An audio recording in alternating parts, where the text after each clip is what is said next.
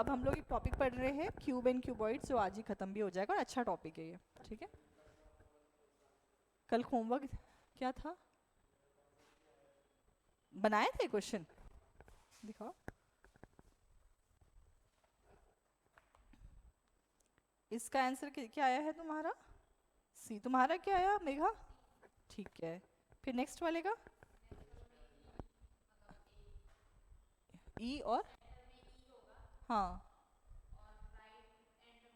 तुम लोग मुझे अपना नंबर तो लिख लिया, पर उसमें से मैसेज नहीं भेजे, कैसे पता चलेगा तुम लोग का नंबर? हाँ हाँ, ग्रुप बना के तुम 3 लोग बस ऐड हो जाओ उसमें, ठीक है। हाँ हाँ, मुस्कान भी, उसका नंबर नहीं पता मुझे। हाँ मेरे पास। अच्छा ठीक है, एक ऐड करके रख लो, फिर मुझे उसमें जोड़ लेना, ठीक है। चलो।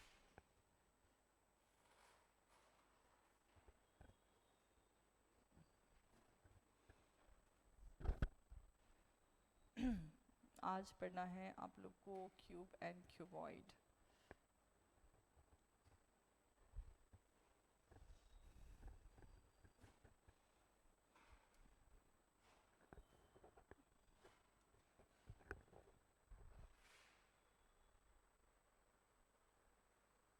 ठीक है, तो एक आप लोगों ने डाइस पढ़ा था, याद है ना? तो डाइस तो नहीं बोल सकते इसको, ये क्योंकि ये स्पेशली आता है क्यूब्स, नंबर ऑफ क्यूब्स के नाम से।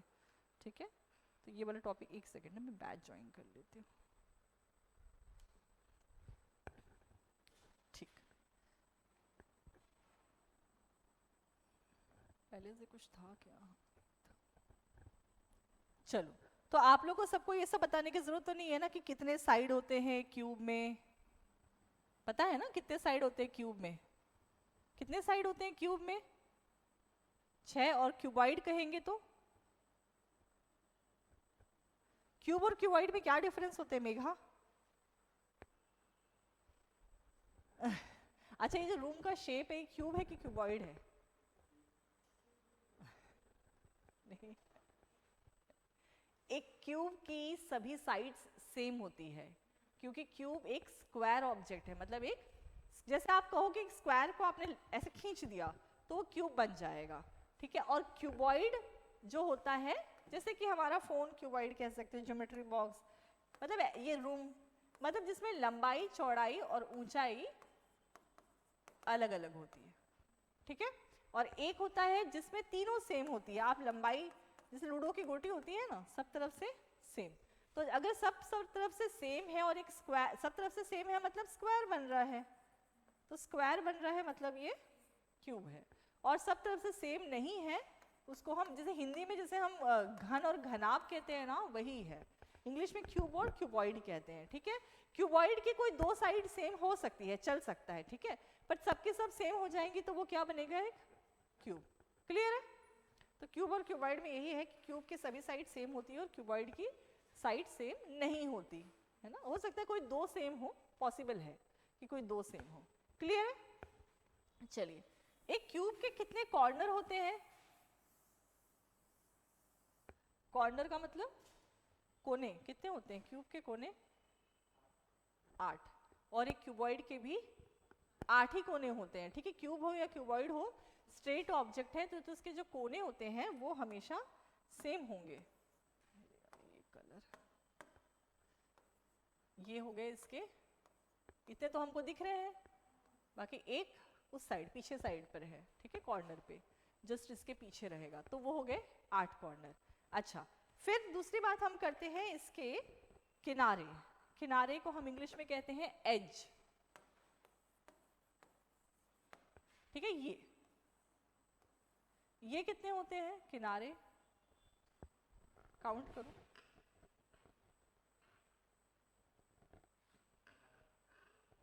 12 होते हैं पक्का?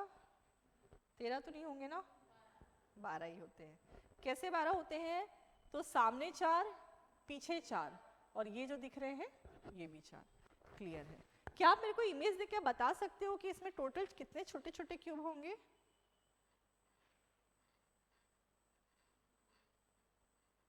सोचो।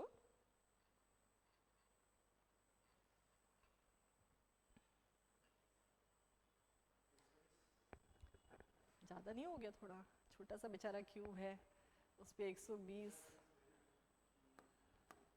सोचो सोचो। अच्छा, ये देखो, अगर मैं सिर्फ इतनी काउंटिंग करूं, सिर्फ इतनी काउंटिंग करते, ठीक है, इसमें से मान लो एक स्लाइस, हम जैसे ब्रेड का स्लाइस होता है ना, एक स्लाइस निकाल लिया, ठीक है, तो ये कितने हो गए? 1 2 3 4, 1 2 3 4, 1 2 3 4 और 1 2 3 4, टोटल कितने क्यूब हो गए? सिर्फ एक एक 16। ऐसे कितने स्लाइसेस है इसमें? भाई 4 है, 4। ये 1, ये 2, ये 3, ये 4। उधर से उसी को देख रहे हो आप लोग, ठीक है, मतलब कि इधर से भी 4, इधर से भी 4, ठीक है। तो कहने का मतलब आप ऐसे सोचो कि ये पीछे वाले क्यूब पहले है ही नहीं, ऐसे सोचो, सिर्फ आगे के क्यूब होते तो कितना होता? 16 हो जाते ना। लेकिन अब आप देख रहे हो कि ऐसे ही सेम रिपीटेशन 4 बार हो रही है, तो 16 × 4 कितना होगा? 64। बेसिकली आप पढ़ रहे हो एक 3D शेप। 2D शेप क्या होती है?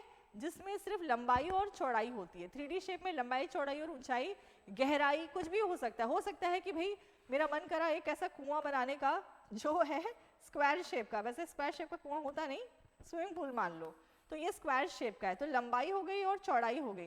लेकिन हो सकता है कि इसमें गहराई हो, तो 3D शेप कहलाएगा। ऊंचाई हो सकती है, मैं बिल्डिंग बनाऊं कोई, तो 3D शेप हो सकता है। गहराई हो, कूदने का हो, तो अंदर भी जा सकते हैं, ऊपर भी जा सकते हैं, कहीं भी। लेकिन 2 डायमेंशन का मतलब होता है सिर्फ लंबाई और चौड़ाई। जैसे मैथ्स में आप एक्स और वाई एक्सिस पढ़ते हो, तो एक्स और वाई एक्सिस क्या है? हॉरिजॉन्टल या वर्टिकल। या तो आप ऐसे चल रहे हो या आप कूद रहे हो, लेकिन अचानक से आपको उड़ने का मन किया किसी और दिशा में, तो वो जेड एक्सिस हो गया, ठीक है। मतलब ये हो गया एक्स एक्सिस, ये वाई एक्सिस। जितने भी 2D शेप है, स्क्वायर, सर्कल, ट्रायंगल, ये सब में या तो x होगा या तो y होगा, मतलब या तो लंबाई होगी या तो चौड़ाई, गहराई नहीं होगी। अगर गहराई की बात करोगे तो उसको मैथ्स में जैसे हम बोलते हैं z एक्सिस, मतलब गहरा हो सकता है, ऊंचा हो सकता है, ठीक है, तो उसको हम बोलते हैं x y z। क्लियर है? तो क्योंकि क्यूब एक 3D शेप है, तो x y z तीनों होगा, इसीलिए हर काउंटिंग आपको 3-3 बार मिलेगी। आप देखिए, यहां से भी 1 2 3 4 है, यहां से भी 1 2 3 4 है, यहां से भी, मतलब वही चीजें आपको 3 तरह से दिखाई दे रही हैं, ठीक है। लेकिन आप कैसे काउंटिंग करो? तो आप भी सिंपल, अगर आपके क्यूब में वो कह रहा है कि 4 का क्यूब है, तो 4 का क्यूब कर लो, कितना हो जाएगा? 64। और यहाँ पर n जो है वो 4 है। n का मतलब होता है किसी एक साइड में नंबर ऑफ क्यूब्स, किसी एक साइड में नंबर ऑफ क्यूब्स, ठीक है। तो नंबर ऑफ क्यूब्स कैसे निकालोगे? बस आप इसको क्यूब कर दो, ठीक है। ठीक है, जो भी ऑनलाइन स्टूडेंट्स हैं, अगर उनको कोई भी दिक्कत हो तो प्लीज चैट में करें रिप्लाई, मैं उनको यहाँ से रिप्लाई करूंगी। क्लियर है? चलिए क्वेश्चन नंबर 1 जो है, पहले इजी से शुरू करते हैं, जैसे जैसे क्वेश्चन आएगा उसके अकॉर्डिंग कॉन्सेप्ट पढ़ेंगे। इसको भी नोट नहीं करना, यहाँ से पहले स्टार्ट करेंगे, फिर वो लेवल पर जाएंगे, ठीक है। आप लोग का जो भी मीडियम है वो आप उसके हिसाब से क्वेश्चन नोट कर लें, ठीक है। ऑनलाइन स्टूडेंट्स जो हैं प्लीज बताएं कि उनको जो फॉन्ट है वो दिख रहा है कि नहीं बोर्ड का, या थोड़ा और बड़ा करना है।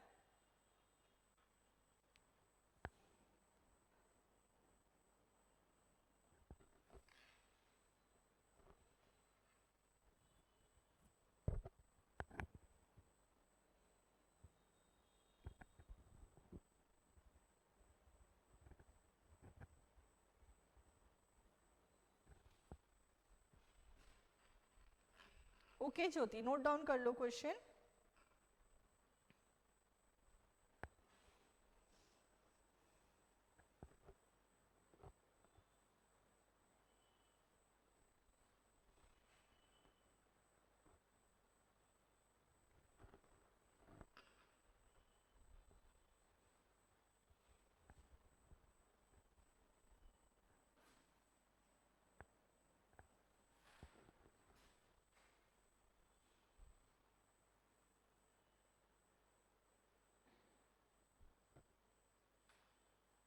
ठीक है, अच्छा मुझे एक बात बताओ, उन्होंने बोला है कि एक क्यूब को छोटे छोटे पार्ट्स में काटना है, ठीक है। हम पहले ये देखते हैं क्यूब को काटने का क्या मतलब है, ठीक है। आप लोगों ने सबने पनीर की सब्जी बनाई होगी ना कभी न कभी अपनी लाइफ में, या काट के देखा होगा पनीर को। काटा है कभी आयुष? आलू तो काटा होगा, वो भी नहीं काटा? अरे तुम्हारी जिंदगी एकदम वो है, मीनिंगलेस है, इसका मतलब उद्देश्य नहीं है तुम्हारी जिंदगी में कुछ। आलू नहीं काटा तुमने। चलो, कहने का मतलब कि जब आप किसी चीज को कट लगाते हैं, जैसे मैं कहूँ कि मुझे लंबे लंबे स्ट्रिप्स काटने हैं, ठीक है। अब देखो यहाँ पर, देखो ये कितने नंबर ऑफ क्यूब्स हैं यहाँ पर, अगर आप देखेंगे तो 4 इसके पार्ट्स बन रहे हैं, ठीक है। 1 2 3 4, ठीक है। मान लेते हैं कि कट नहीं हुआ, एक बड़ा सा टुकड़ा है, ठीक है। तो यदि ये बड़ा सा टुकड़ा है तो मुझे इसको क्या करना पड़ेगा, कट करने के लिए क्या करना पड़ेगा, इसको यहाँ से बीच से एक बार कट किया मैंने तो एक ब्रेड की जैसे एक स्लाइस अलग हो जाए, क्योंकि बड़ा बॉक्स जैसा है ना। फिर एक कट और लगाया और एक कट और लगाया। आपको ये मैथ्स में ये बात समझनी है कि जब भी हम जो कट लगाते हैं हमेशा उससे एक ज्यादा हिस्सा होता है, ठीक है। इसका क्या मतलब हुआ, इसका ये मतलब हुआ कि यदि जो कट है ना, जैसे ये एक शेप है, मैं इसमें यदि एक कट लगाऊंगी तो 2 हिस्से होंगे। अच्छा, यदि मैं 3 कट लगाऊंगी तो 4 हिस्से। मतलब हमेशा आप जितने कट लगाते हो पार्टीशन उससे ज्यादा होता है। अभी आपने 3 कट लगाए तो पार्टीशन 4 हुए। आपको ये समझना है कि 4 क्यूब का मतलब ये नहीं कि 4 बार कट हो रहा है, ठीक है। अच्छा, ये कट जब आप लगाओगे तो आपको इस तरह से ब्लॉक मिलेंगे, ऐसे ऐसे, ठीक है। मतलब ऐसे जैसे ब्रेड के स्लाइस होते हैं ना, वैसे। तो इतने से काम नहीं चलेगा, इससे क्यूब नहीं बनेंगे। क्यूब का मतलब छोटे छोटे क्यूब, घन जो है वो छोटे शेप के। तो एक बार और कट लगाना पड़ेगा, तो यहां से लगा दिया आपने कट। तो ये फिर इस तरह से छोटे छोटे मतलब बनेंगे, पर कैसे बनेंगे, ये इस तरह से स्ट्रिप जैसा बनेगा, जैसे फ्रेंच फ्राइज होते हैं ना, वैसा समझ लो, ऐसे लंबे लंबे। इसको और छोटा करना है तो और कट लगाने पड़ेंगे। मतलब कि आपको जब 3D शेप होती है तो तीनों जगह से कट लगाने पड़ते हैं। मतलब कितनी बार कट करना पड़ता है, 3 बार। और आपने ये देखा कि यदि 4 बनाना है तो हमेशा 3 कट करना है, ठीक है। इसका मतलब जो भी n है, जो भी n है, n मतलब 1 2 3 4, इस क्वेश्चन में n क्या है, 4। मतलब कितने छोटे क्यूब्स बने, 4, किसी एक साइड में, उसमें से एक कम कर दो, क्योंकि आपको पता है कि जितने क्यूब बनेंगे उससे एक कम कट लगाना है। और कितनी बार कट लगाना है, 3, क्योंकि आप 3D शेप बना रहे हो। यही सोचो यदि एक रेक्टेंगल होता तो ऐसे कट लगाते और ऐसे कट लगाते, हो गया। लेकिन 2 ही बार लगाना पड़ता ना, या तो ऐसे या तो ऐसे। लेकिन 3D शेप है तो तीनों तरफ से कट लगाना है। तो आप ये फॉर्मूला लिख लो, क्या है फॉर्मूला, नंबर ऑफ कट, ठीक है, काटने की संख्या, ठीक है। काटने की संख्या क्या होगी, n-1 इंटू 3। और n क्या होता है, n किसी एक किनारे में घनों की संख्या, number of cubes on one side, number of cubes on one side, किसी एक किनारे में घनों की संख्या, ठीक है। चलिए अब अपने क्वेश्चन में जाएं वापस। ये था आपका क्वेश्चन, ठीक है, कि भाई बताओ कि कितनी बार एक 125, अच्छा 125 जो है वो एक बड़े क्यूब के बारे में बता रहा है, और उसको आपको कितने कितने क्यूब में काटना है, 5 सेंटीमीटर। ऐसे सोचो कि ये आपका बड़ा क्यूब है, ठीक है, इसकी साइड जो है वो 25 सेंटीमीटर है। मतलब ये हर तरफ से 25 सेंटीमीटर है, ऐसे भी 25 सेंटीमीटर है, ऐसे भी, ऐसे भी। क्यूब का मतलब होता है सब तरफ से बराबर।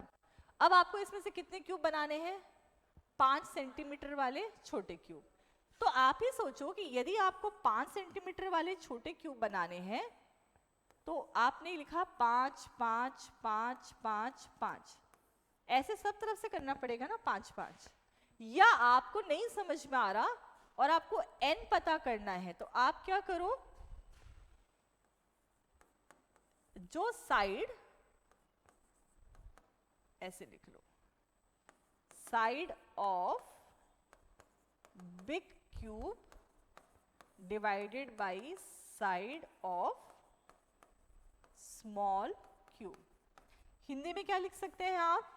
n बराबर बड़े भुजा का माप और डिवाइडेड बाय छोटे भुजा, है ना। n इक्वल्स टू जो भी आपकी बड़ी भुजा होगी डिवाइडेड बाय जो छोटा जो क्यूब होगा आपका उसकी भुजा। तो आपको n पता चल जाएगा, आपको n पता चलेगा, ठीक है। ऑनलाइन स्टूडेंट्स प्लीज रिप्लाई करेंगे यदि कोई डाउट होगा तो आपको क्या पता चलेगा? n। तो यहां पर n की वैल्यू क्या आएगी? 25 बड़ा वाला क्यूब है, देखो दिखा है क्वेश्चन में, और छोटा क्यूब है 5, इसका मतलब n की वैल्यू आ गई 5, ठीक है।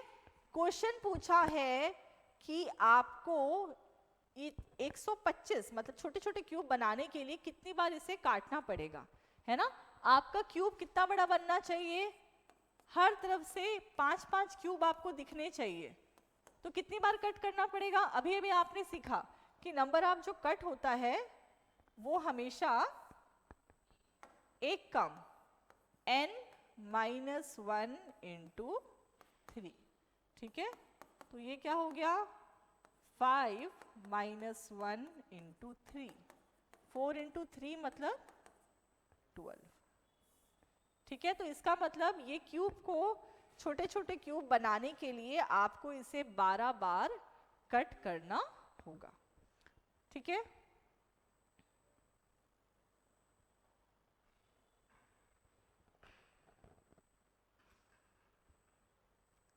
ज्योति आपको समझ में आ रहा है?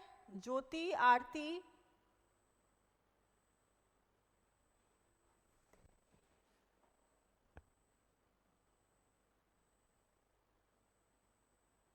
ठीक है।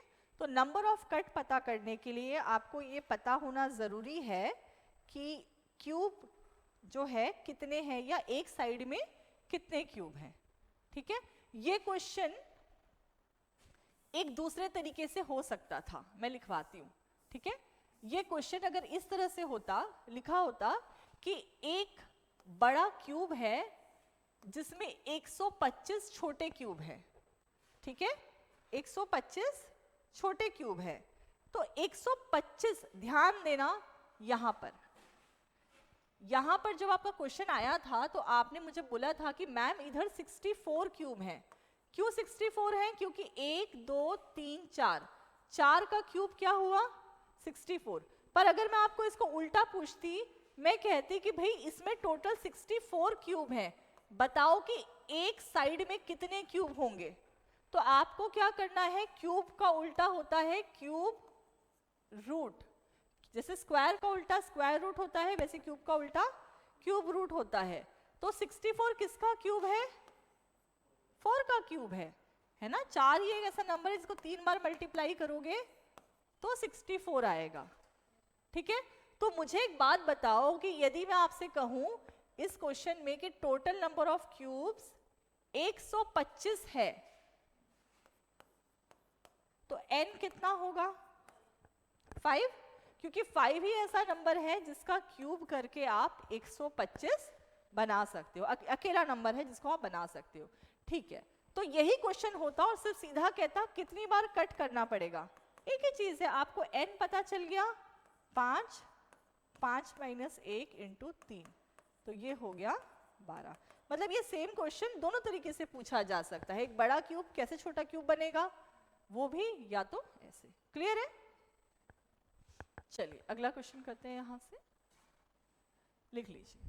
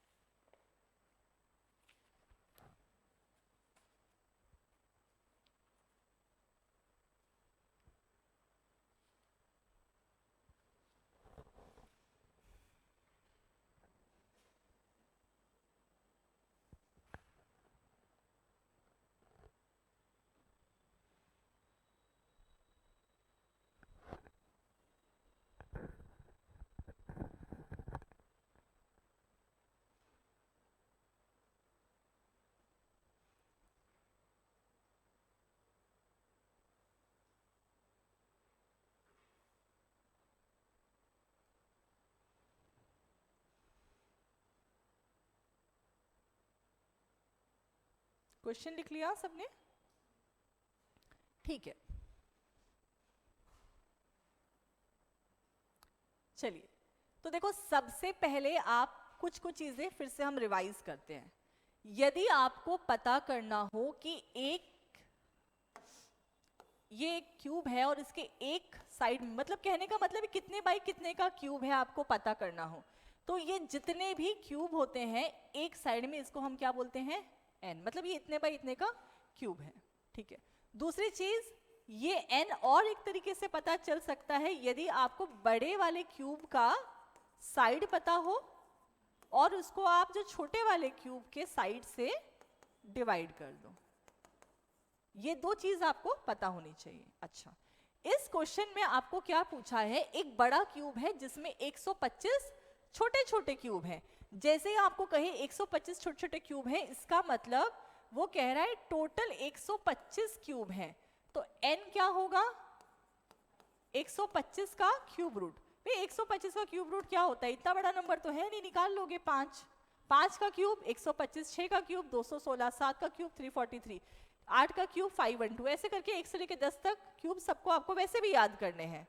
ठीक है, तो हमें पता चल गया कि ये जो भी होगा ये 5, 5 और 5, मतलब ये हर तरफ से 5 बाई 5 बाई 5 का क्यूब होगा। एक चीज। दूसरा, यहां मैंने लिख दिया 5। अब कह रहे हैं जो द साइड ऑफ दो स्मॉल क्यूब्स, जो छोटे क्यूब थे ना, उनकी भुजा कितनी थी? 7 सेंटीमीटर। तो जो बड़ा क्यूब था, मतलब एक जो बड़ा सा ठोस क्यूब था, ये छोटा छोटा क्या है? ये है 7। कितने बार आया है 7 यहाँ पर? 5 बार। तो आप तो वैसे ही बता दोगे, ज्यादा हो गया क्या एक बार? 5 बार। तो आप तो ऐसे ही बता दोगे कि जो बड़ा क्यूब था वो कितना बड़ा होगा। जो बड़ा क्यूब था उसका साइड कितना था? कितना था भाई? 35। भाई क्वेश्चन क्या है? क्वेश्चन ये है कि आपने एक बड़ा सा क्यूब बनाया जो आपको नहीं पता कितना बड़ा था, लेकिन आपको ये पता चला कि इसमें ऐसे छोटे छोटे 5 क्यूब रहेंगे, तो हमने 5 क्यूब बना लिए। ठीक है, और हमें ये भी पता है कि हर क्यूब का साइड कितना बड़ा होना चाहिए? 7। तो 7 7 7 7 7 कितना हो गया? आप डायरेक्टली भी ऐसा लिख सकते थे। ठीक है, क्लियर है? आपको यही तो पूछा है कि जिस क्यूब को आपने काट के छोटे क्यूब बनाए, वो क्यूब कितना बड़ा था? भाई उसमें हर साइड में 5 क्यूब आने थे और हर क्यूब 7-7 सेंटीमीटर का था, तो कितना हो गया? 35 सेंटीमीटर। ज्योति और आरती, आपको समझ में आया बेटा? अगर आपको समझ ना आए, जिनको भी प्लीज रिप्लाई करें, क्योंकि ऑनलाइन में थोड़ा सा टाइम लगेगा आप लोग को सेटल होने में। यहां तक क्लियर है? देखो कहने के लिए तो ये बड़ा इजी है ना, एक ही तो फॉर्मूला है, लेकिन उसके लिए सोचना भी तो पड़ेगा ना कि कहाँ क्या लिखें। फॉर्मूला पता होने से अगर सब पास होते तो मैथ्स तो फिर बड़ा एकदम इजी हो जाता। फॉर्मूले ही फॉर्मूले भर भर के हैं, जो चैप्टर ओपन करो, है ना? आप एक बोलोगे 5 मिल जाएंगे फॉर्मूले एक एक चीज के 2-2 फॉर्मूले भी होते हैं कई बार। ठीक है, करें अगला। चलिए फिर से समझा दो। ठीक है संदीप, एक बार समझा देती हूं मैं, एक सेकेंड ना।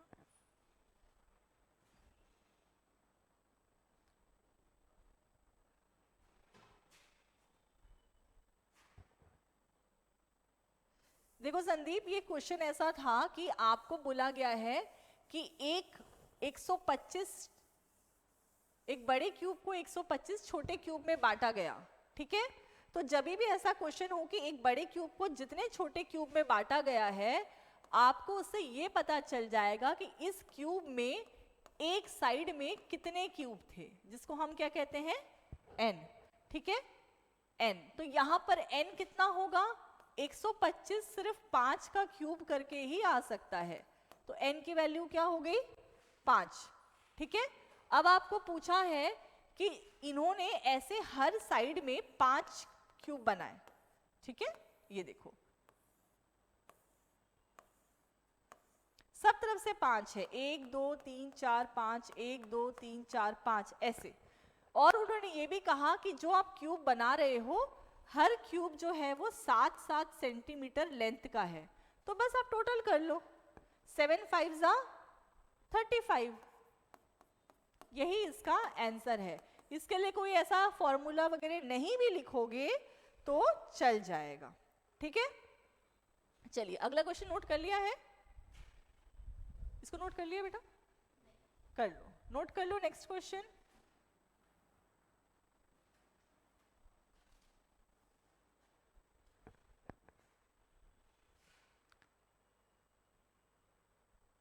संदीप आपके पास रिकॉर्डिंग भी है बेटा, यदि किसी केस में आपको ऐसा लगता है कि नहीं समझ में आ रहा है तो एक बार रिकॉर्डिंग चेक कर लेना, और नहीं तो फिर आप ग्रुप में मैसेज डाल देना,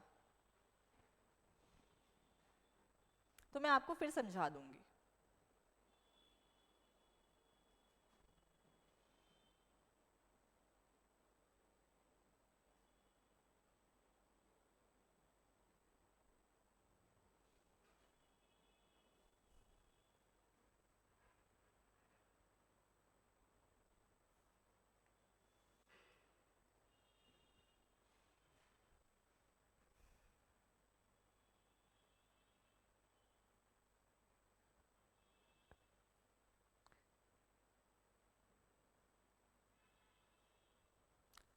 ठीक है, करे क्वेश्चन।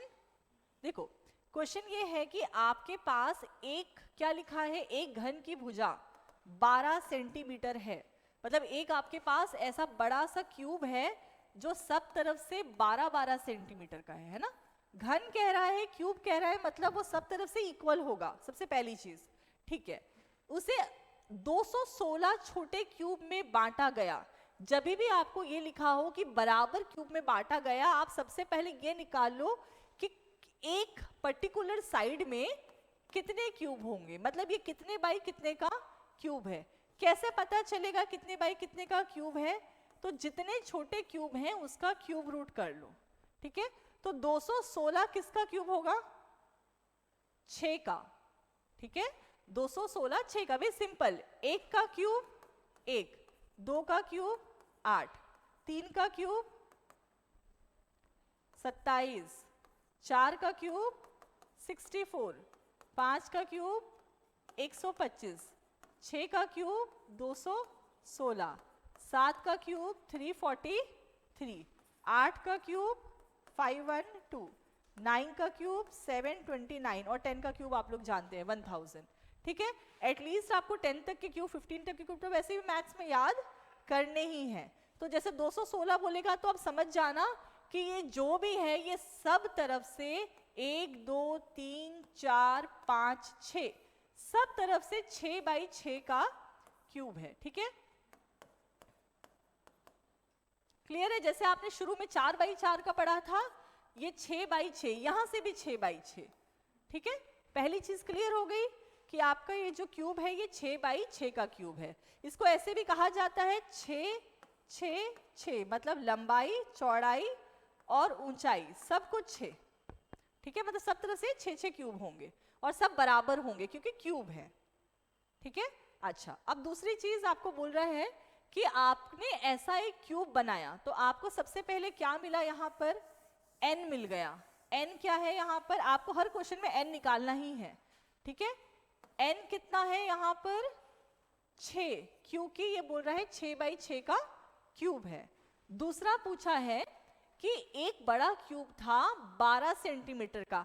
आप ही मुझे बताओ कि एक 12 सेंटीमीटर का क्यूब है और आपको इसको 6 छोटे छोटे पीस में कट करना है, तो एक जो पीस होगा वो कितना बड़ा होगा, उसकी साइड कितनी होगी, 2 सेंटीमीटर। सीधा है भाई, 12 है, 12 को 6 बराबर हिस्सों में बांटोगे तो क्या आएगा, 2। अगर ये भी ना समझ में आए तो आपने फॉर्मूला लिखा है कि n बराबर जो भी बड़ा वाला क्यूब होगा उसका जो साइड होगा उसको आप जो छोटा क्यूब होगा उसके साइड से डिवाइड कर दो। तो बड़ा n कितना आया, देखो यहां से आपका 6, बड़ा क्यूब कितना है 12, तो छोटा क्यूब निकाल लोगे 2, ठीक है। और यही इसका आंसर है, ठीक। आप लोग एक बार भी क्वेश्चन को दोबारा बनाओगे, जिनको थोड़ा सा भी अगर डाउट होगा तो वो रहेगा ही नहीं फिर। ठीक है, क्लियर है?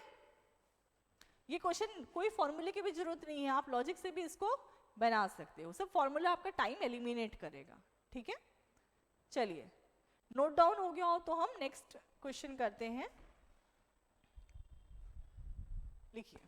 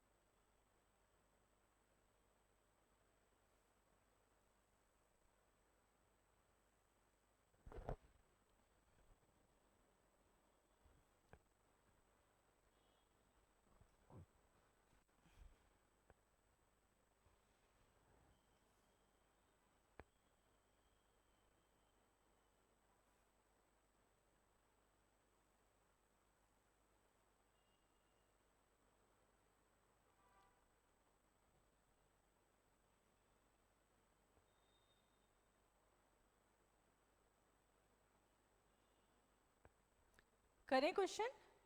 देखो क्वेश्चन अच्छा है, स्टैंडर्ड क्वेश्चन है।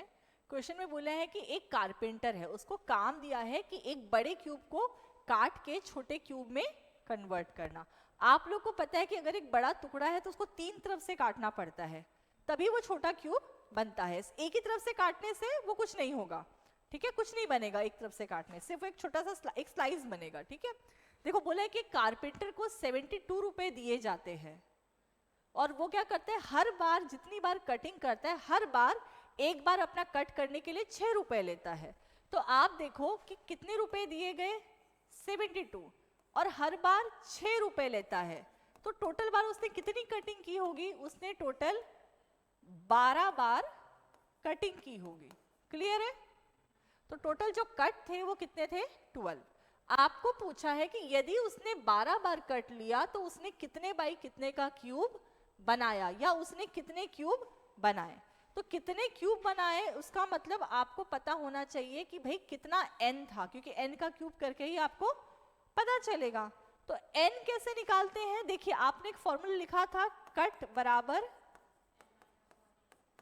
कि जितना भी n होता है यदि उसमें से एक घटा दो और फिर 3 से मल्टीप्लाई करो तो कट पता चल जाते हैं। देखिए उसने कितनी बार कटिंग की, टोटल 12 बार। अब देखो 3 और 12 को कैंसिल करोगे तो आएगा 4। अब n की वैल्यू क्या आ जाएगी, 4 + 1। इसका मतलब उसने जो क्यूब बनाया था वो 5 बाई 5 का क्यूब था। इसका मतलब जो उसने क्यूब बनाए उसका आंसर आना चाहिए था 125।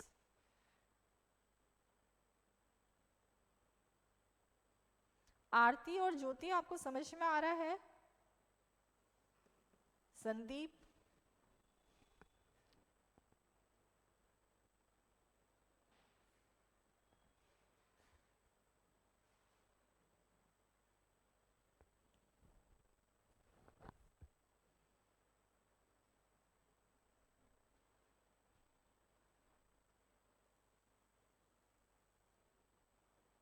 ठीक है।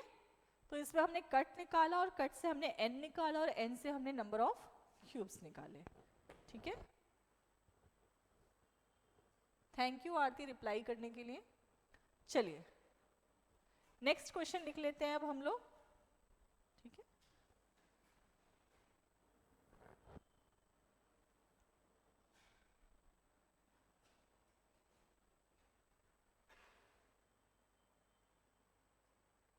Thank you Sandeep.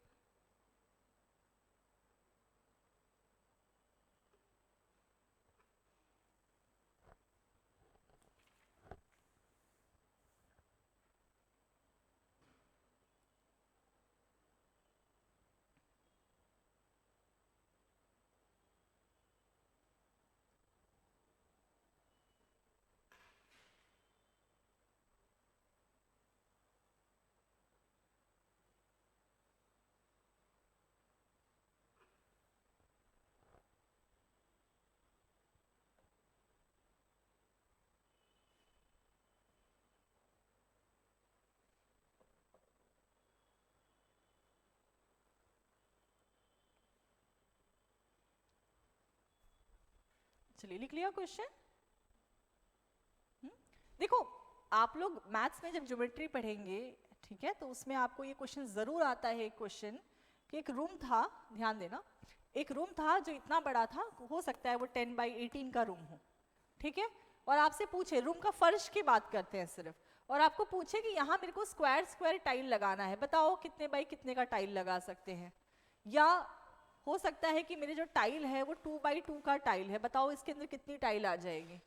तो जब भी ऐसे क्वेश्चन आते हैं तो हमारे दिमाग में एक ही चीज होनी चाहिए कि जो भी बड़ा एरिया है उससे हम छोटा जिसका एरिया है उसको डिवाइड करते हैं। जैसे आप अभी देखो ये फर्श है, यहाँ एक ही बराबर के टाइल्स लगे, अब कैसे पता चलेगा कितने टाइल लगेंगे, तो हम क्या करेंगे, पहले इसकी लंबाई चौड़ाई कैलकुलेट करेंगे और फिर एक टाइल की लंबाई और चौड़ाई कैलकुलेट करेंगे, तो उससे उसका क्षेत्रफल या एरिया निकल जाएगा और दोनों को डिवाइड कर देंगे, तो हमको पता चल जाएगा कितनी टाइल्स लगेगी। सेम यही मैं कहूँ, ये रूम है बहुत बड़ा, मुझे इसमें स्क्वायर स्क्वायर बॉक्सेस रखने हैं, पर स्क्वायर बॉक्सेस मतलब बड़े बॉक्सेस चारों तरफ से, तो वो 3D शेप होगी। तो 3D शेप आती है तो हम क्या बोलते हैं उसको, एक बड़ा वॉल्यूम, मतलब जिसे हम आयतन कहते हैं, और उससे छोटा वॉल्यूम। भाई इतना बड़ा मेरा जगह है, इतनी बड़ा रूम है, तो इसमें कितने छोटे छोटे बॉक्स आ सकते हैं, तो मैं क्या करूंगी, पहले रूम का वॉल्यूम निकालूंगी, और वॉल्यूम का मतलब होता है आयतन, मतलब लंबाई चौड़ाई और ऊंचाई। हो सकता है मेरे बक्सा की भी कोई पर्टिकुलर लंबाई चौड़ाई और ऊंचाई होगी, मैं दोनों को सॉल्व करूंगी तो मेरे को पता चल जाएगा कि कितने नंबर ऑफ उसमें बॉक्स आ सकते हैं, कितनी टाइलें लग सकती है। तो चाहे क्वेश्चन एरिया का हो चाहे क्वेश्चन वॉल्यूम का हो, जब भी आपको बोले कि बड़ी चीज के अंदर छोटी चीजें फिक्स करनी है तो आप हमेशा बड़े एरिया में से ही छोटा एरिया डिवाइड करोगे। अब सेम चीज हम यहाँ करते हैं, देखो क्या बोल रहा है कि एक बड़ा सा क्यूबॉइड है, देखो घनाभ है, मैंने आप फिर कहा घन और घनाभ दोनों अलग होते हैं। घनाभ क्या होगा, जैसे कमरे का शेप है, ये लंबाई चौड़ाई ऊंचाई तीनों अलग है, तो ये घनाभ या क्यूबॉइड हुआ, तो उसकी ऊंचाई लंबाई कितनी है, तो 10 × 4 × 8। हाँ ध्यान देना दोनों के डायमेंशन सेम होने, तो दोनों मेजरमेंट सेम होना चाहिए। और कह रहे एक छोटा क्यूब है जिसका एक साइड 2 सेंटीमीटर का है, यदि एक साइड 2 सेंटीमीटर का है तो क्यूब सब तरफ से इक्वल होता है, तो तीनों साइड 2 सेंटीमीटर के होंगे। क्लियर है। पूछा है ऐसे कितने क्यूब बन जाएंगे इसमें, भाई डिवाइड कर दो, यहाँ 5 आया, यहाँ 2 आया, 40। बस यही है क्वेश्चन, यही मैथ्स में आता है, यही रीजनिंग में भी आता है, ठीक है, और सॉल्यूशन इसका सेम है।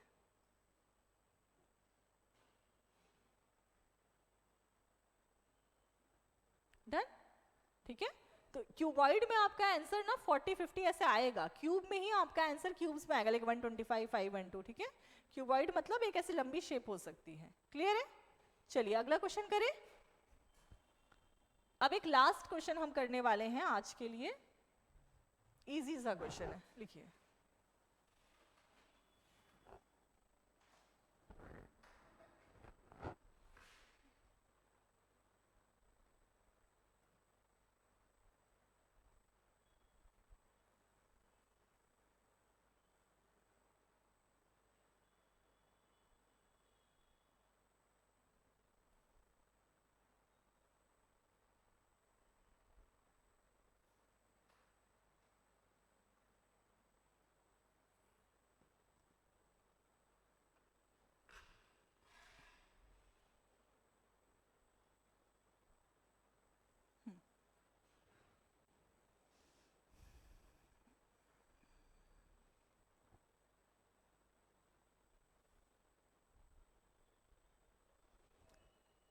कैसे पता करेंगे, अभी बताया ना मैंने आपको कि एक जब बड़ी साइड होती है आप उससे छोटी वाली क्यूब को डिवाइड कर दो, आपको पता चल जाएगा।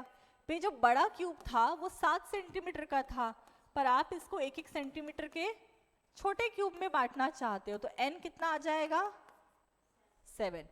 कह रहा है अगर आप इससे बना देते तो कितने छोटे छोटे क्यूब बनते, मतलब एक लंबे 7 सेंटीमीटर वाले क्यूब को आप 1-1 सेंटीमीटर के छोटे क्यूब में बांटना चाहते हो तो कितने बनेंगे। आप इसको ऐसे भी समझ सकते हो, 7 × 7 × 7 अपॉन 1 × 1 × 1, या आप डायरेक्टली भी 7 का, भाई 7 सेंटीमीटर है, अब 7 सेंटीमीटर में से आप 1-1 सेंटीमीटर 7 बार ही तो निकाल सकते हो, उससे ज्यादा भी नहीं निकलेगा, उससे कम भी नहीं। अब वो तीनों तरफ से 7-7 है, लंबाई भी 7, चौड़ाई भी 7 और ऊंचाई भी 7, तो कितना आंसर आएगा? 343। ठीक है, चलिए। तो जो ऑनलाइन स्टूडेंट्स हैं उनके पास जो भी पर्सनल नोट्स होंगे वो आप उससे सॉल्व करेंगे, ठीक है। जिनके पास नहीं है वो इंस्टीट्यूट से आके ले भी सकते हैं, ठीक है।